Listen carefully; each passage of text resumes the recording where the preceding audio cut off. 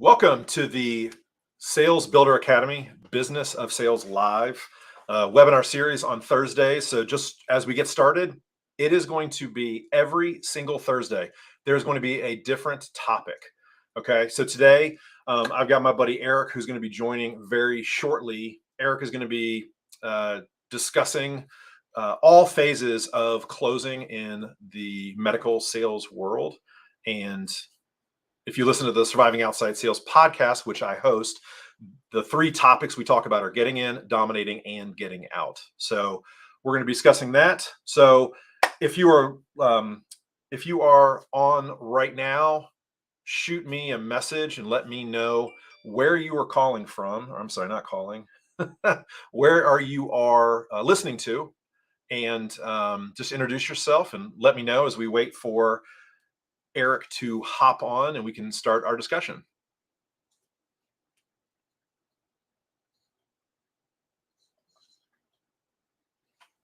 Okay, looks like we got a good group on right now. All right. We got Charlotte. What's up, Corey? All right, man after my own heart, Charlotte, North Carolina. Hey, Ty, Phoenix. Eric said, yeah, are we live? We are, Eric. Charlotte, Charleston.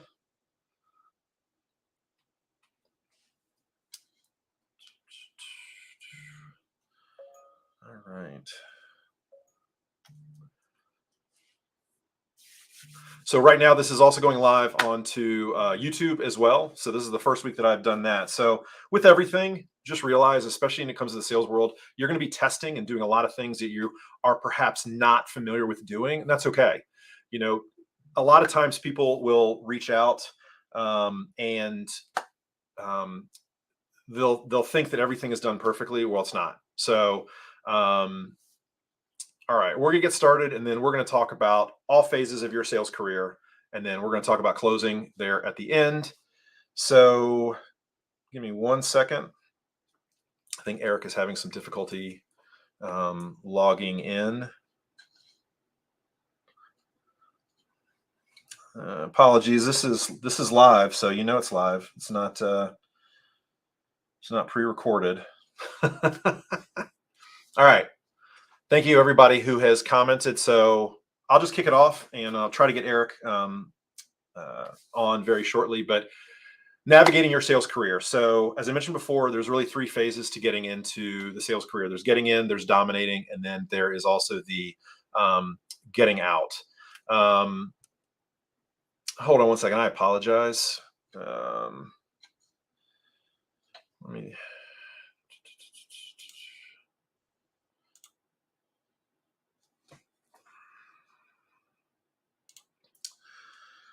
We're off to a real great start here, but just bear with me for 1 second.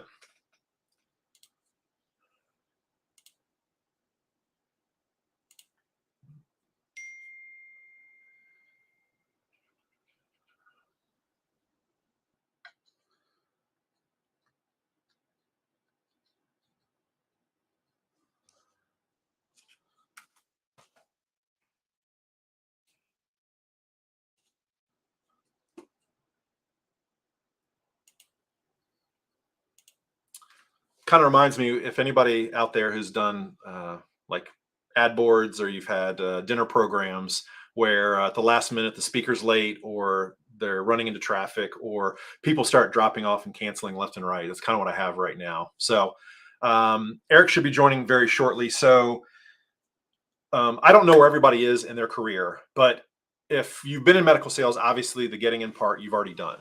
Okay. But there are some people who really want to get into the medical sales world, and they want to get that first job. And so that's really the first thing that has to happen. Eric's going to talk on that and give a couple tips. And then we're going to move on to my favorite part, which is the dominating, which is the larger part of your career. And then Eric is also going to talk about the career progression as far as getting promoted and possibly getting the job that you want in other industries. So I'm going to wait for a few moments and let Eric hop on. Here we go. All right, Eric. Apologies to everybody who is listening. I completely forgot to double check and make sure that Eric had the correct login so that he could hop on to the live stream. So apologies. So all right, we're rocking and rolling, Eric. So Hey man, can you hear me okay? I got you. I got you. So Okay, everybody can hear excellent. you as well. So thank you so much. So Eric, I know you were listening, but basically talking about career progression, and then of course the big part about that dominate part is to close. So kick off the getting in part, and let's talk for about 5 to 10 minutes about that. And by the way, when I say getting in, it's not just getting into the industry; it's also getting into the role that you want. So right now, if you're at a company and you see a different industry or a different market that you want to get into, there's a strategy that you have to use, and there's best practices along the way. So it's not just getting that first job. It's not just making sure your resume looks good and networking with the right people. It's also how do you jump to another company where opportunities could be more abundant for you. So Eric, I'll let you take it away from there. Yeah, awesome, cool. Thanks, Mike, and hey everybody that's on the call here. I'm trying to pull up my other screen just so I can see the chat too. And Mike, thanks for putting this together, man. I think this is a great resource for people to tap into, and hopefully they get something out of it. So, is it's like the age-old question: How do you break in? How do you get in? There's some magic mystery formula that exists somewhere, and you got to find that. But that's not necessarily the case. I think one of the biggest things that people need to think about and understand is selecting an organization that you want to go uh, apply for a role and be a part of. That's probably the biggest thing. I understand there's going to be some times in people's careers where it's like, man, I'm just trying to get in, and I'll work anywhere, I'll do anything so long as it has, this name on the placard when you walk in the door or something like that. And that's fine. And I can relate to that just thinking back in time to my career, but you really got to be selective about the organization that you're trying to be a part of. And there's going to need to be some things about that organization that you want to sniff out on the front end, mainly because the long-term goal here is you find out enough great things about that company. The energy that you have going into the interview and the pursuit and the networking attempts and all the things that you're going to do are going to be that much stronger when the time comes. If you're just randomly applying to something that pops up online, you don't know much about it, you're not really sure what's going on at the organization, you're gonna show up in the interview and look that way and feel that way and sound that way. So be really, really selective about the organization that you're going to try and join. Um, One of the things there that I would tell you, just this is all with hindsight right now, where I'm thinking back and trying to share this with somebody, that's at this point in their career. But look at the products that they're selling and try and really get a good understanding about how exclusive are they. Um, Exclusive products that solve exclusive problems. Okay, because there's going to come a time if you get the job and you're going to be out in the field and you're carrying a bag. What is it about the products in the bag that really make them special? Okay, because maybe later on in the program we talk about sales strategies or closing and all that stuff. Well, that's going to matter when it comes to the product that you're selling, the actual product that you're going to represent. You got to be passionate about it. There's got to be a major problem that it fixes.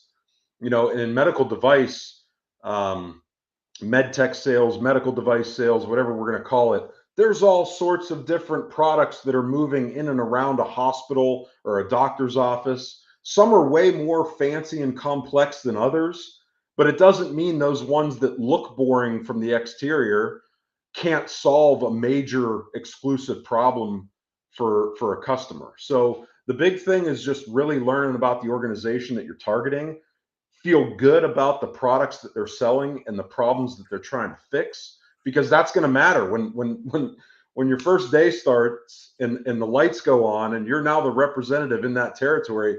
That better line up for you. The last thing you want to experience is you get 3 weeks out in the field and you're like, dang, these products really don't.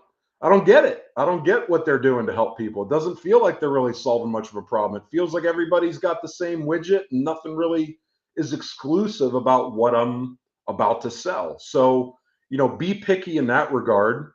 Do your homework with that stuff and really figure out what makes that company and their product special. Um, in the first place. Because again, you find that out on the front end of the interview process. Your passion coming into an interview will show. And that's something that hiring managers are definitely going to be looking for. So I'll stop with that first bullet point. I don't want to ramble for my 3 bullet points I have here, but I'll just stop right there. And if anybody's got any questions or any comments about that, we can kind of just pause and see what we get. And I'm going to piggyback off of that. Another thing to add is the two things that I was given advice early in my career, which were very helpful, was number one, chase good leadership. If you're interviewing or you talk to somebody who's going to be either your regional or your VP of sales, and they make your skin crawl, don't go to work for that company. Mhm. I did that once in my career. I was very egotistical and I said, it doesn't matter. I'm going to go work for that company because the pay is right. The product is great. And that was probably the worst year and a half of my life Yep. because the person that was running that organization, I did not vibe with. I did not like the direction and I did not like the things that he said in the job interview. And there were red flags going off the entire time. But I'm thinking 6K base salary, all these perks and things are going to set me up personally for the next year. And I completely looked past it. And the second of is the money. Yep. And money is important. Look, it's the reason why we're in sales, because we want to make a lot of money. Okay. But don't focus solely on the money as opposed to finding good leadership. You know, if you find a guy or a girl that they're super dynamic and you want to work for, the type of person you run through a brick wall for, and that opportunity might be 10K or 15K less, take the leadership. Yep. Because this is what happens. And Eric, I want your opinion on this. What I've seen in my career of almost 20 years is the fact that when people leave, when executives leave, they take people with them that they trust, that they know can get the job done. Mhm. And so if you hitch your ride to a wagon of somebody that you believe in, you think is an honest person, an honest broker, they're really smart, talented, and they're going places. If you do everything you can to get in their good graces and you network with them and they trust you, you're going to be the first person that they call when they jump to the next level. Because everybody in a position of leadership wants to bring people along that they can trust, because so many decisions, and Eric, I'd like you to talk to this, being a former director, you want to make sure that if you give a guy like me an order, or not necessarily an order, like you're bossing me around, but you know what I mean? Like you're like, hey, Mike, can you do X, Y, and Z for me? Mhm. Eric needs to know that I'm going to deliver, and I'm going to deliver as fast as possible, because he wants to get that off of his plate. He doesn't want Yep. to have to be thinking about, hey, is so-and-so going to do this? And that's one of the reasons why people bring people with them, is because they want to know that peace of mind. Are all these tasks, are we going to build this together? Is the culture going to be good? And so, unfortunately, early in my career, I didn't understand that. I thought it was all about putting up good numbers, and it wasn't about, you know, the leadership part. And about 10 years ago, I got that advice, and it's completely changed the trajectory of my career. Eric, Yep. can you expand on that? Yeah, I think you bring up a great point. I mean, the way I think about I have written down in my notes here a strong relationship with your manager and how Mm, important that is and how vital that is. And without it, um, the odds are probably against you of having a legitimate career within the organization. So I think you've just got to adopt the mentality, one, on the front end during the interview. You've got to really be able to spot the things that you're gonna want to see once you join their team. I think there's some great questions that you can ask just to uncover what life is like being on that person's team, and figuring that stuff out on the front end. You should be picky if you're trying to break into sales like that and find those people. Um, but certainly the relationship that you have with the person you work for is super important. It just is. I posted before, and I'm certainly blessed in this regard. I never had a bad boss, man. mm. I just never had a bad boss. But you know what? There's probably other people that thought they were a bad boss, Yeah. for sure. There's probably somebody walking around planet Earth right now who's like, forget them, or they're no good, or I guarantee it. And they know it. All these Yeah. bosses that I'm thinking of, they know it, because there's sometimes it just doesn't line up with people. But I think it's all about sort of the attitude on the front end. You got to come into it with some coachability. You got to do what you say you're going to do, and then it's going to be up to them down the road to sort of deliver on all the things that they're going to be responsible for, mainly career growth and development. You know, because that's really what the great leaders do and the great managers do and the great bosses do is they give you really clear expectations. They give you a playbook and a guidebook or something that you know is going to generate and score points. And then they get out of your way and they let you be successful. They let you be resourceful. You know, and as time goes by and you perform over time, then their obligation back to you is, hey, let's talk about the evolution and development of what my career can look like down the road. I'm not saying I want a promotion right now and let's change the world today and get me a new job, but like let's really spell it out. Hey, go Bobcats, baby. Let's go, Corey. I Oh, see for a it. second, I mean, I think Corey's in Charlotte. I thought he was talking about the now defunct Charlotte Bobcats, but No, I guess that's it's that's got to be Ohio. the Ohio Okay, I University, got you. the Ohio University I Bobcats. got you. Okay, okay, cool. It's got to be. No, and I would add to that. So there was a period of my career until I kind of got great advice, which I know this has happened to a lot of you in the field. Your manager or your regional sends you an email. Hey, I need this task completed, and it needs to be due by this date. So I'm Mhm. like, cool. This doesn't need to be done for 48 hours. I've got a really busy day. I've got 10 meetings. I'm trying to make sales. I'll wait and I'll do it before the deadline. And Yep. then I had a boss who was like, dude, why are you always the last person to send in your report? Yeah. It looks really bad to the higher ups.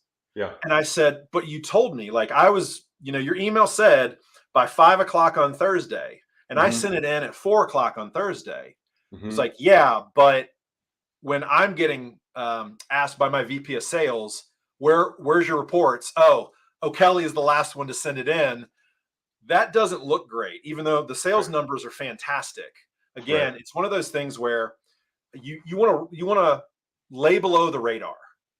So the one tip I would give if you're in the field, the minute your management needs something from you, if you can, drop whatever you're doing and do it ASAP. And it Yeah. goes along the line of what Eric is talking about. There is a game of politics you need to play in order to progress in your career.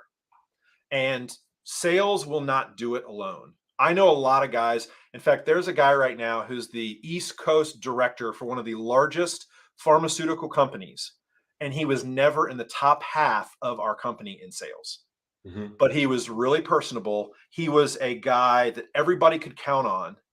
And so, like Eric was talking about, he really built relationships with his management. He got that first opportunity in senior leadership, and then he ran with it. And he was a guy that could always get stuff done. And he Yeah. wasn't necessarily the best salesperson, but that's not what you necessarily need in order to be the top person at your company. Yeah. You don't need to be just the person who's number one leaderboard in sales. And that's what I thought for the longest time until I had people that were very similar to Eric in my career that kind of guided me to where I am today. And Eric, let's touch on the politics. I already brought it up. So let's touch on the politics. It's a very Mhm. negative word in the industry, but it encapsulates basically networking and networking with your higher ups and Yeah. navigating that world. Can you talk to that? Yeah. It's one of those words, man. It's like first time the realization of it hit me getting into corporate America, it gave me the willies. Like it just made my stomach turn. It was not going to be the type of person that I was going to be. And you go to the sales meetings and you kind of see it happening where you might spot someone that at least from 30 yards away it appears like they're trying to just rub elbows and talk to the boss's boss and all those sorts of things. So I think certainly there's some value in just being a sales rep and having a reasonable relationship with a director or a VP or something like that. There's nothing wrong with that. But I think the cheat code on the entire politicking thing is more about um, it's more of a linear politicking in the organization chart than looking up the ladder and trying to figure out who you can politic with, quote unquote, to build the constituencies above you that are somehow going to pull you up out of the thing to go do the next job. I think if you're going to look directly up to your manager, and that's it. You can have a reasonable relationship with a director or VP, of course, but you got to have a great relationship with your manager. That's number one. But then from there, the linear part of it becomes finding the people that have the same exact job title that you have.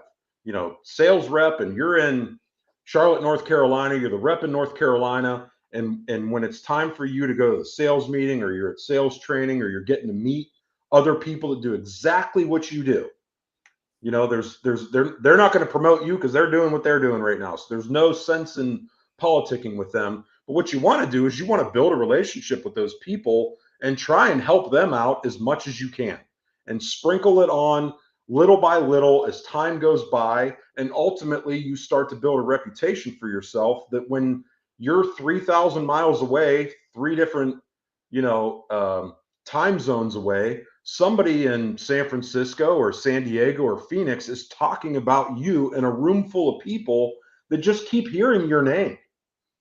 Like, man, Mike O'Kelly's name just keeps coming up. Like, this dude is out here helping everybody. Everyone loves him. All the other reps are giving him praise because he's like making time for them and building relationships with them. And like, what's up with this guy? And then that sort of takes care of itself in terms of your reputation and the political leverage that you have, that if someday, after you string together some years of performance, like you should, you don't need to be number one, but you got to show that you can win. You have a great relationship with your manager. They're going to be an advocate for you. But then you've got to have these people where it almost doesn't even make sense that they're an advocate for you. Because like geographically, it's like, how can all these people know about Mike O'Kelly? Mm-hmm. And it builds momentum and kind of adds to the story, and makes politicking way more fun, way more rewarding. And if you can even call it politicking, I think that's truly the best way to do it. And if you're in a company right now and you're like in your third year in, and you're like, yeah, I haven't been doing that much. Like, where should I start? Start with the new hires. Mm-hmm. Start with the new hires. You see an organization announcement comes out and you're the rep in Charlotte, and you find out we have a new rep in Phoenix in the company, like, call that person. Like, hey, it's Michael Kelly from Charlotte. Like, just want to give you a shout and let you know this is my cell phone number. Like, I got you. I was you 3 years ago. If you need anything, shoot me a note. Let's talk about it, and build into them. And sooner or later they're going to have success. They're going to shout your name from the rooftops, and the career stuff will take care of itself. But you got to have a great relationship with your manager. Yeah, that's great. There was a phrase that I heard one time: get in the habit of doing things for free and you will eventually get paid. And that's what Eric's talking about. If you're known, and again, everybody that is in medical sales right now, you realize that if you are by yourself in your territory, like I never had a partner. It was always me in the Charlotte and the surrounding areas. And the last two medical companies I was with, I had all of North and South Carolina and parts of Georgia. So that was it. I had no coworkers. I didn't have any happy hours. And so anytime my name would be brought up, it was at the corporate office. And so, as to Eric was saying, what are they talking about you? Because most of the biggest life decisions that happen are made when you're not in the room. Mm-hmm. When people are talking about you, what are they saying? Mm-hmm. Are you a facilitator or are you an agitator? Mm-hmm. Or do people just shrug their shoulders like there's nothing special about this person? Yep. And what Eric is talking about is you want to have a reputation for being somebody that's a team player. And the minute that all of a sudden, because they're going to ask the new hires, how's everything going? Oh, it's going great. Eric's already called me. He helped me. Really? Eric did that? You start hearing that 5, 6, 7 times. All of a sudden, they're like, wait. What is this guy doing? We need to get to know him better. Yep. And that's when all of a sudden the people from the corporate office will start reaching out, because they are extremely busy. I talk about this all the time on the podcast, Eric. The corporate office is not sitting around analyzing and double analyzing and triple analyzing Charlotte and what Charlotte needs. They're looking at the whole, and then they're forecasting, and then they're thinking about bringing other products in, maybe even expanding the sales team. They might have to replace a regional. There is so much going on in the corporate office. And if you can be one of the few people that they're talking about, I mean, that's how people start to gravitate towards you. And it's the exact same in the sales process as it is building a network. There's unaware. So if you don't listen to the podcast or you haven't gone through my sales builder blueprint, there's 5 phases of sales: unaware, aware, trial, user, advocate. And Eric was talking about building advocates. Mm-hmm. If people are unaware to you at the corporate office, they don't know who you are except a name on a spreadsheet. Well, the first thing is you got to make them aware. And think about that trial is when you trial and you reach out for the first time to somebody and you see if you can help them in some way. And then all of a sudden you build this relationship where you're going back and forth collaborating. That becomes basically, in essence, what a user is in the sales process. And then all of a sudden, people are now preaching your praise to anybody and everybody that they talk about. Oh my gosh, Eric helped me do X. Mike helped me do Y. And Yep. all of a sudden, people keep hearing that, it starts catching on. And then people think that you got the secret sauce or you're a person that they want to do business with. And it just continues to snowball. Does it necessarily lead into an opportunity? Maybe it doesn't. But those habits, that process that you build early in your career, if you never change that, in 10 years, you're going to be exactly where you want to be. An opportunity is going to seek you out. You don't necessarily have to be looking under rocks to try to find opportunity and applying to 800 positions on LinkedIn. People will find the most talented people in the industry. And I think Eric would agree to that. A lot of it has to do with reputations. People will call and say, hey, who do you know? And if you're one of those people that people know, you're going to get the phone call. So that's kind of Yep. what we're hoping to get across is be one of those people and start building those habits to becoming one of those people. Yeah. Yeah, it's like the saying. So when I was a college football coach, there was a saying, and everybody knows the saying. It's like, hey, it's all about who you know.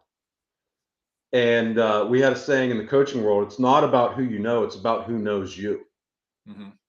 Because when that person moves on and they go into that next big role and they've got to build out a coaching staff, who do they know you, and are they going to call you and bring you with them, and is your career going to grow? It Mhm. is exactly the same way in most corporate settings from what I've seen, and certainly in most med device companies. Of It's not about who you know. It's not about, hey, do you know the VP? It's Mhm. like, dude, does the VP know you, and how do they know you? Yep. And more often than not, it's not about the person that's always like trying to catch them after the big main stage presentation to be like, hey, what's going on, like that. They can see that coming from a mile away. That doesn't do as much for them as it does when they're in a talent review and they're listening in, and this one name keeps coming up. That's what gets their attention. That's how they know you. Yeah. And I'm going to give a quick story. So I was working with a company and I went to a conference in Miami and I had just gotten advice. And so this was probably 8 or 9 years ago. And I just gotten advice about what you're talking about. Get in the good graces of senior leadership.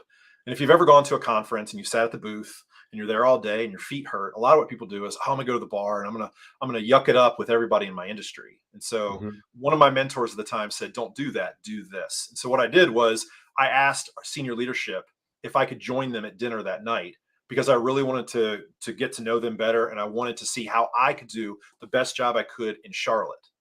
And Yep. fast forward, I got 2 hours with the VP of sales, the CEO, and the COO of the company, Mhm. and just unfettered access. They're asking me what's working in the field, what's not. I'm asking them what else I could do to hit my numbers, etc. And what do you know? About a week later, all of a sudden, they were like, "Yeah, we've been thinking about expanding your territory into South Carolina, encapsulating Columbia. Would you be able to do that?" And I was like, "Absolutely." That was more commission dollars for me, adding Sure. another territory. And I guarantee, like what Eric's saying, that would not have happened if they did not know me, if they did not like me, and they didn't trust me that I was going to get the job done. Because during Yep. that dinner, they did ask, "Hey, what's your philosophy on this? What's your philosophy on that? You know, give us your opinion on this." Yep. And that microwaved my career more than if I had just gone to the bar and yucked it up and had a couple drinks with people that were at the conference and then I go to Yeah. bed. So Yeah. No one opportunities, no one gets a promotion or territory expansion at the bar. Just doesn't no, happen. That's no. not where it goes down. Exactly. And Yeah. so sometimes you have to create those opportunities. And sometimes those opportunities are staring you in the face. But I guess what Eric and I are trying to talk about is keep your eyes open for those opportunities. Before we get going, Eric, I want to answer Corey's question because he brings up Yeah. something I hear a lot from my coaching students, and I'm sure you do with your students as well and the people you mentor. Um, what would you tell somebody who doesn't have as many options as far as interviewing with various companies? Would you tell them to get their foot in the door or potentially wait for that great opportunity, knowing that the industry can be difficult to get into? It's a very loaded question. I'll give you my opinion first and I'll let Eric wrap that up. It Yeah. depends. And I know that's not what you want to hear, but it depends. If you're waiting a year and you're not making any revenue, you're not getting better, take an entry level job. I started Enterprise Rent a Car. Okay. And I know Eric had a very similar path. I'll let him explain it in a second. I started Enterprise Rent a Car. My dad was in pharmaceuticals for 30 years. And he tried to get me into pharmaceuticals right when I was done. I played minor league baseball for a couple seasons, so I didn't really start my professional career till I was 24, as far as what I'm doing now. But um, every recruiter was like, absolutely not. Absolutely not. They wouldn't touch it. And this was the days before Indeed, LinkedIn, even MedReps, Medzilla, all these different online resources. And so the advice was go to a company that's going to teach you business. It's going to teach you how to actually sell. It's going to give you that business acumen, what I like to call the business of sales. And that was my foot in the door. It was a 4-year almost business boot camp where eventually I was running 2 stores. I had 12 employees and I had almost $3 million worth of inventory. And so that experience has helped me later in my career. And that got my foot in the door to pharmaceuticals, which I never would have gotten that opportunity had I not done that. Now, I could have tried to wait, but who knows how long I would have waited. And so the decisions that you make in life, you can only make with the information you have in hand. Don't worry about, am I going to get more information in 2, 3 weeks? If you do that waiting game, your entire life is going to pass you by. You just have to make the most educated guess today. So my recommendation is, what do you want to achieve in life? If your ultimate goal is to do X, Y, and Z, and let's say get into medical sales, if you're not getting that opportunity, there are many paths to medical sales. It's not, hey, I just want to wait 6 months and hope that I can get in. It might be the best thing for you to do, which is just get with a great company that has unbelievable training. There's payroll, there's copiers, there's enterprise. There's a lot of companies that invest hundreds of thousands of dollars in training and in sales development. There's a statistic that I use. Most companies in the medical space spend about $15K to hire, but they only spend about $2,000 training. And one of the reasons why is when you get to the medical sales world, a lot of the companies think, well, we're hiring people that already have that sales training and that background. So they're not trying to train or retrain something that you've done. So again, it depends. What do you ultimately want to achieve in your life? How old are you? Are you willing to go to a company that sell payroll for 2 years and then get your opportunities later? If you are, it's all about the end game. It's not about the instant gratification. It's not just about getting instantly into the industry, because the companies that are in the medical space, they really expect you to be a honed professional. Not every time, but they really expect you to already know what you're doing. And sometimes people, they really want that dream job, and then they get into it and they realize they're kind of out over their skis. Eric, what say you? Yeah. Yeah. I mean, in terms of Corey's question here, I like how you said it because it's like, yeah, it depends. It depends. I can think of specific examples of one person in particular started in the organization as a service technician, like was willing to start coming from commercial real estate. I hope I have that right. I think it was commercial real estate. Got on as a service technician, which means turning wrenches and screws to fix equipment in hospitals. That was the foot in the door that they were willing to pursue and take and get into the company and get into the industry. So, when you think about putting your foot in the door or getting your foot in the door, what are you willing to do that? Like, I mean, shoot, there was a time I wanted to be the head coach of the Pittsburgh Steelers. That meant I'd valet cars there to get my foot in the door. I would do whatever it took to get my foot in the door and then do a great job at it and work my way up. So I think there's actually more opportunity for people to get their foot in the door than they realize. It's just a matter of, are they willing to do it for X amount of time, knowing that or not knowing that time flies by.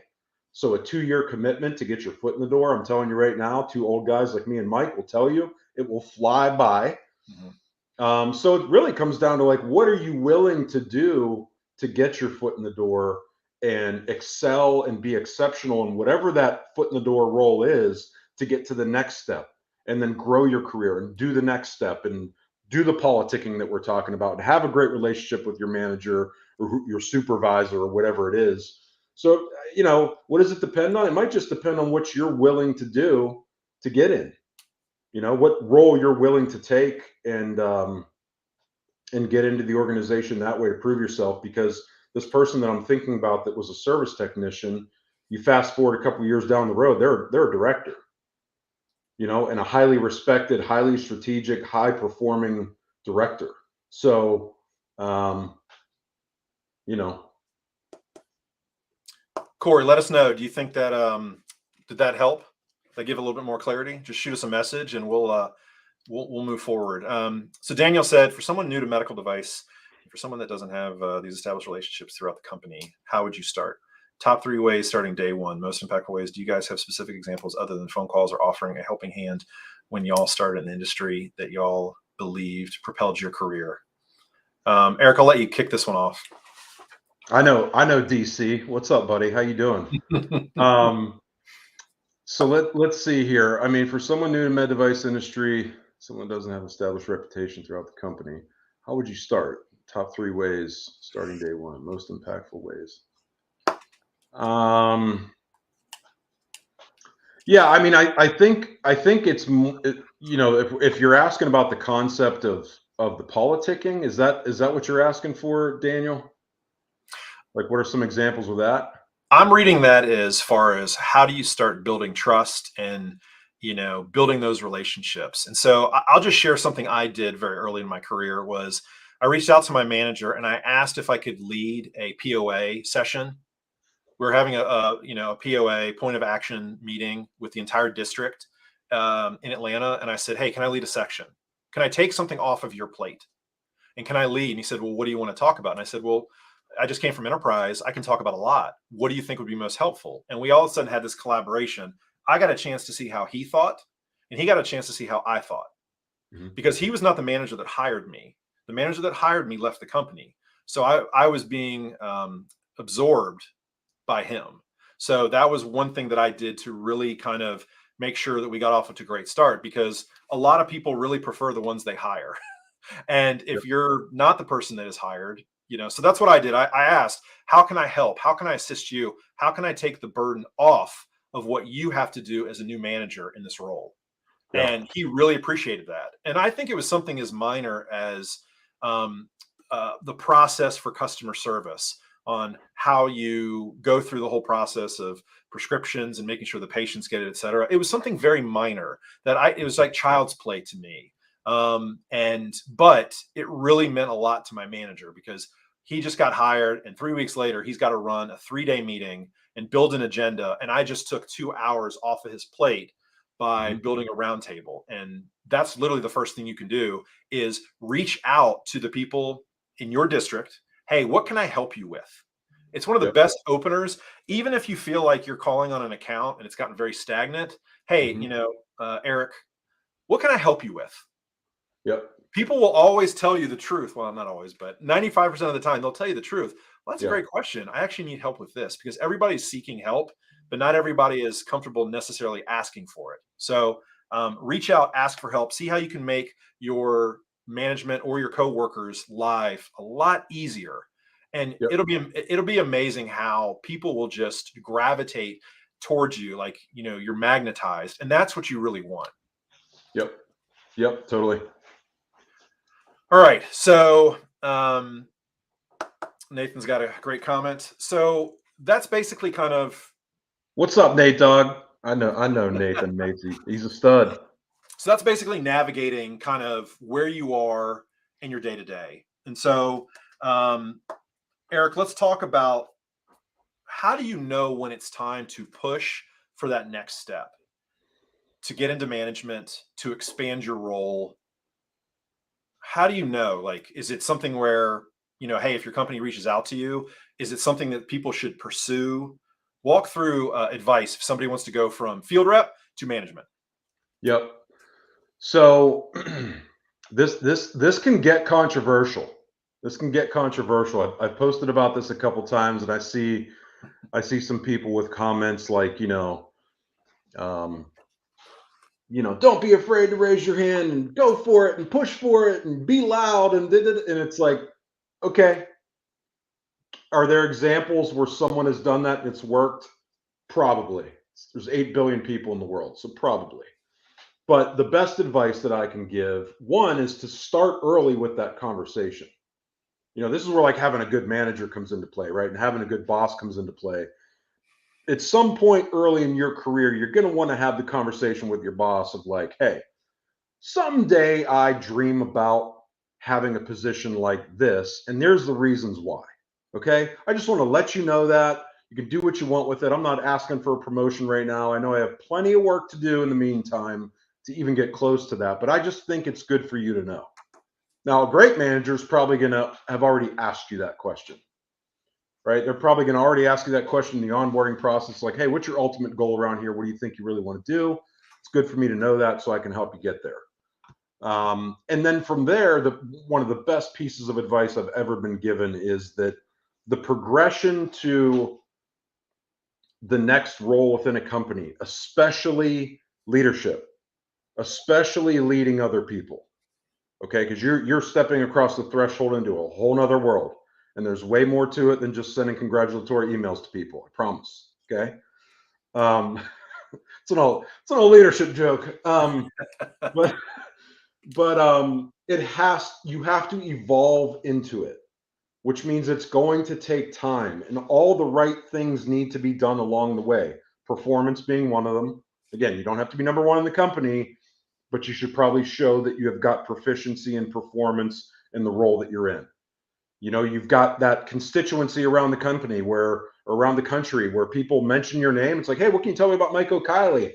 I'm here in Denver. He's way there in Charlotte. What do you know about him? And you just hear good things, great things, impactful things that you've done. All of that is an evolution. All of that takes a long period of time. That is the proper way to grow into a role like that. So by the time you get to the end of that evolution, everybody's just looking at each other and being like, okay, it's time. It's time, versus the opposite of an evolution, I guess, might be a revolution. And that's when just out of the blue, people start raising their hand and saying, I'm ready for the next challenge. I want to be a leader now. And it's like, whoa, okay. We're 5 years into this relationship and I've never heard this from you before. Mm-hmm. So what do you expect me? How can I help you with that if we're just talking about this now for the first time? So just know, if your approach is the revolution route, it's going to be difficult. It's worth putting the effort in on the front end and evolving into that role so that when you get there, you've had good exposure to it. Maybe you're doing some things in your current role that exhibit like you're already living that life just a little bit in the role that you're in, and it's been that way, and you've been performing. That really gets it done, man. I've had great reps, pull the revolution card one day. Great reps. I'm talking killers, savages, whatever you want to call them, just straight killers. And it's like one day they want to do that next thing, and it's like, start by reading this book, and not to like be a goofball, but give them a book. Like, let's just start here. Let's study this together for a little bit, right? Then you follow up in a week, and it's like, what'd you think about page 3? And they're like, I haven't read it yet. And it's like, okay, got it.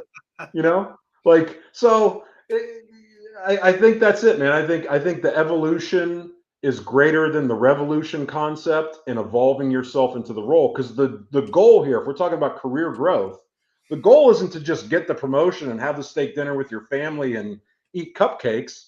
The goal is to get the promotion, get into the role, and excel there. And if we're talking leadership, I mean, your job now is to start making more leaders on your team. That's your job now. Your job isn't to go sell and hit quota. It's to hire and develop a team to go sell and hit quota. So you want to make sure you're successful when you get there. I think, Mike, you said it earlier. You could be the number one rep one day. You pull the revolution card, they throw you in a leadership role, and it's a nightmare. And now all of a sudden you've just tanked what could have been a decent or a great career where someone was really having some success. And the next thing you know, they're like on a pip, and it's a fall from grace that was unnecessary. And that you bring up a good point. And it's kind of, if I'd make a lot of parallels to the dating world or people's personal lives. And there's a lot of people that think, okay, what's your life progression? Go to college, get out, get a job, find a girl or boy, whatever, get married, have kids, and then just keep working in your job. And so they think that everything is just this easy plan that, oh, I just do this and this. And you ask them, hey, why did you do X, Y, Z? Well, that's just kind of what people do. And I think the same thing happens in the sales world, where people get very bored of being sales reps and like, oh, I want to be in management. Yep. People are, I believe, this is my opinion. I'm not going to speak for Eric. I'm not going to speak for anybody else. Okay. I've been on both sides of the coin. Okay, I've been in management, and I've also been a territory manager, a sales rep. Okay, some people are built for it, and some people are not. And Hmm. like Eric was talking about, that number one sales rep, they might have the ability to sell. They might like having the autonomy of not having to worry about anybody else. They can silo things. The Hmm. minute you start becoming a manager, you are now responsible for the actions of 8 to 16 different people simultaneously. And you Hmm. have 8 to 16, depending on how large you have. 16 might be too much. We'll say 8 to 12.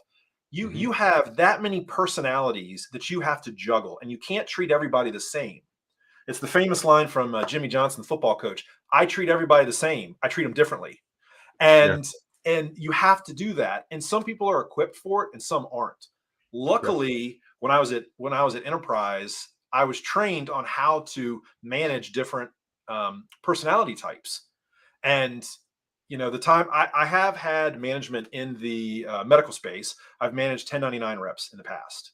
And even at that, it was less of the management position, say Eric was in, but man, it was like herding cats or spinning plates, you Yeah. know. And some people are built for it, and some people have the mindset, they have the thought process and the enjoyment. Remember, this is not about making as much money as possible. This is about living a fulfilled life. This is not, oh, I just made 250, but I hate my life. No, no, no, no. We don't want that. Nobody is going to be happy in the sales world, because if you're miserable, then everybody you're managing is going to be miserable. They're going to Hmm. start jettisoning the company, and it's this domino effect. In fact, it's one of the things where my father, who if you've been listening to the podcast, he passed away this week. I won't belabor it, but I bring him up with much honor and respect, because everything he said was true. Even though I was an ass in my 20s and thought my dad was old fashioned, fuddy duddy, didn't know what he was talking about, but everything he said was true. And he said what he started seeing in the medical sales world were people were getting promoted who didn't have the EQ to be leaders. They were at the top of the sales board, and they thought, well, my next progression is I want to manage, or I want to give management a try. So Hmm. I always tell people that I coach, and Eric, I'll hear your opinion in a second. Find out who you are. What is your DNA?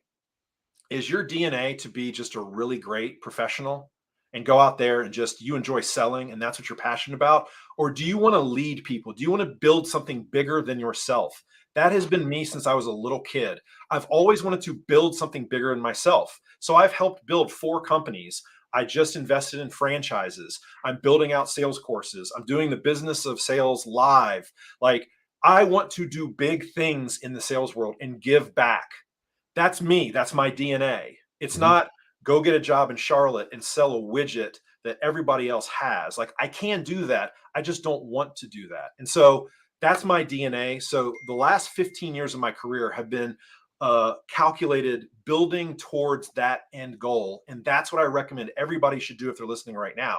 What is your next 5 to 10 years? We're talking about navigating your sales career. What does your next 5 to 10 years look like? And at the end of 10 years, what is going to make you the most fulfilled, happy, rich that you can provide for your family, you can provide for yourself, and you absolutely love your life?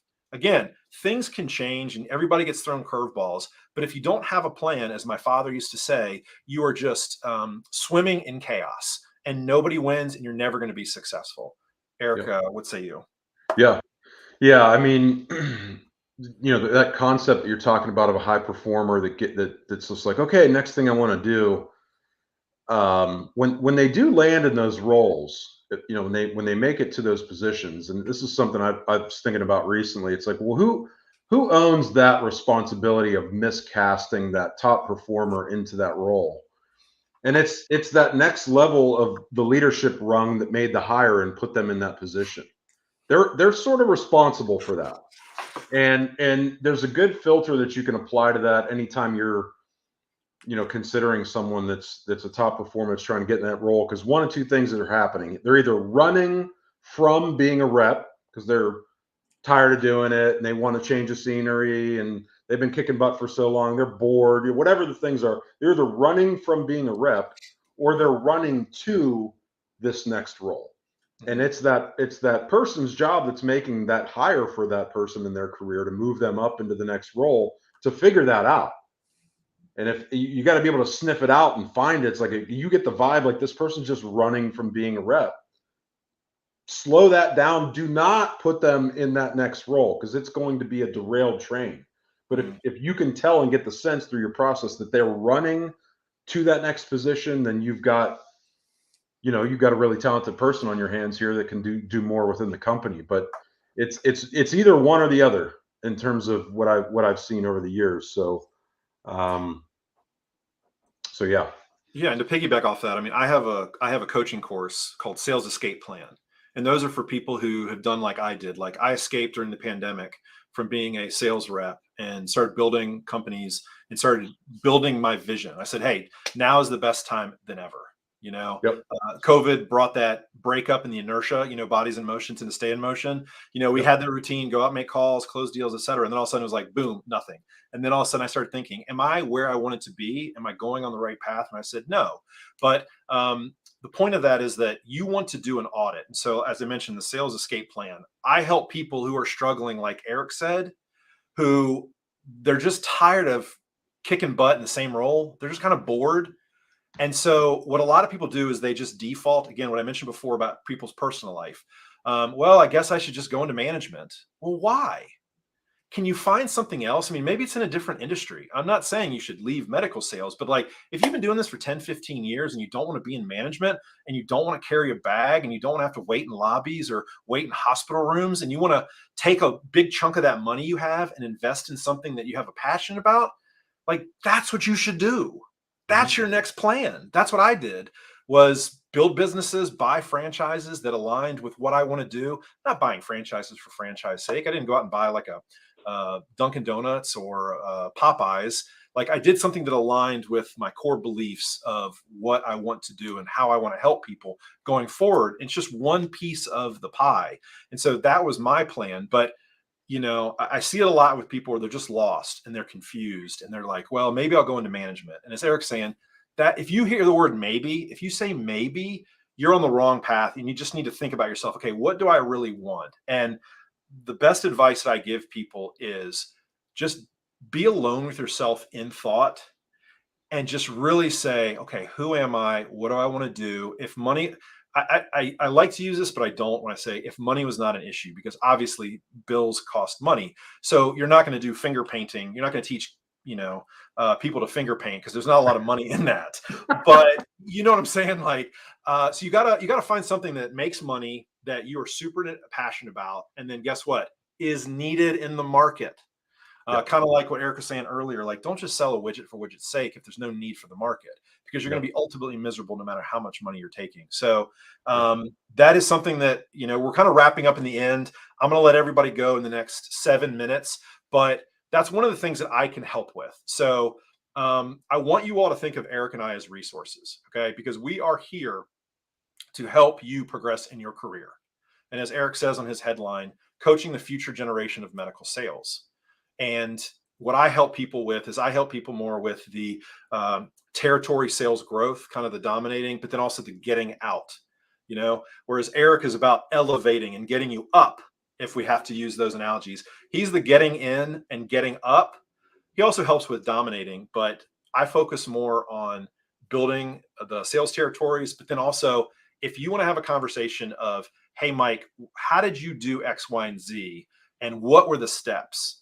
That's what I help with. And so, Eric, I'll let you kind of talk about what you help with. And then if you're still on the call, thank you so much. Really appreciate you guys being here for an hour. On the East Coast, this really cut into your afternoon. And on the West Coast, this really cut into your morning. So shoot a message real quick. What do you guys want Eric and I to continue talking about, possibly create as a resource for you? So, what do you guys need? Put that into the chat while Eric talks about what he does, and then we'll wrap up with some of the comments. Yep. Cool. Good stuff, Mike. I would say that, for a little over a year now, I post every weekday morning at 8:15 a.m. Eastern time on LinkedIn. I'm just trying to download my brain and what I've been taught and what I've seen and what I know about the medical device industry and building a career there and having a career there and experiencing all the amazing things that come with it. So I do that every weekday morning. And as Mike mentioned, I'm trying to coach the future of med device, and that doesn't just mean if you're trying to break in. I would say 25% of my clients are trying to break in, 50% are med device veterans, and then the remaining 25% are in some sort of leadership position, and they're trying to build their career that way. So that's been my experience in the industry as a rep, as a manager, as a director. And I didn't run to this. I didn't run from it. I was pulled back into coaching as a former coach, and that's what I'm doing now today for people. So if you want to reach out and connect on LinkedIn, shoot me a DM, and we'll hear your story and see what's going on with you and see if we can help. Yeah, do the same for me. If you're not connected to me on LinkedIn, reach out, connect with me, shoot me a DM. Guys like us, like we're here to help you all. We realize how difficult it is. In fact, this is called the Business of Sales Live series. As I mentioned before, it's going to be every Thursday. Now, we did 1 o'clock today because Eric's schedule was going to be really tight if we did it at noon, but I'm going to be doing it at noon. Some are going to be solo, but I'm doing it every week. I don't care if one person shows up. It's one person that's going to get helped.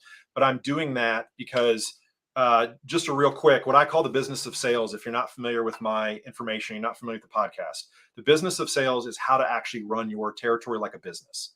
Whereas I call the sales as a business, the closing aspect. And a lot of people talk about that, and it's very important. But how do you build, how do you build your territory? How do you build your business so you can elevate and scale? It's like getting a kickoff at the 25-yard line. How do you move the ball down the field to get into the red zone with the opportunity to score, or in this case, close? That is what I help with. So there's two sides of basically the same coin. Eric and I are focused on a little bit that's different, but we're also pretty much focused on the same. And by the way, depending upon what you guys want, Eric and I might be building something together in the future.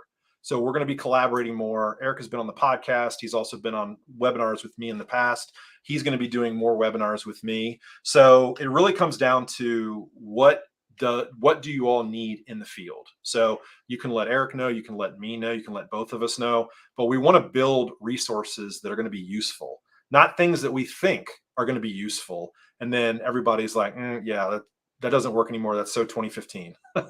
So please reach out to us and use us as resources. I mean, this is what we're here to do. Eric, any last words?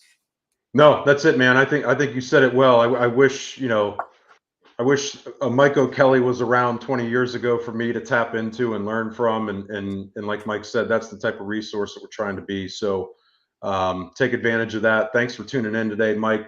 Great job putting this together, man. If you guys aren't following Mike on LinkedIn, he's pumping out content like crazy. Tap into that and learn something for sure. Yeah. And the last thing I'll say is provide a list to things to stay away from. Well, as Eric said, Nate Dogg, that's a broad question. Stay out of the teacher's lounge in the rumor mill. Stay away.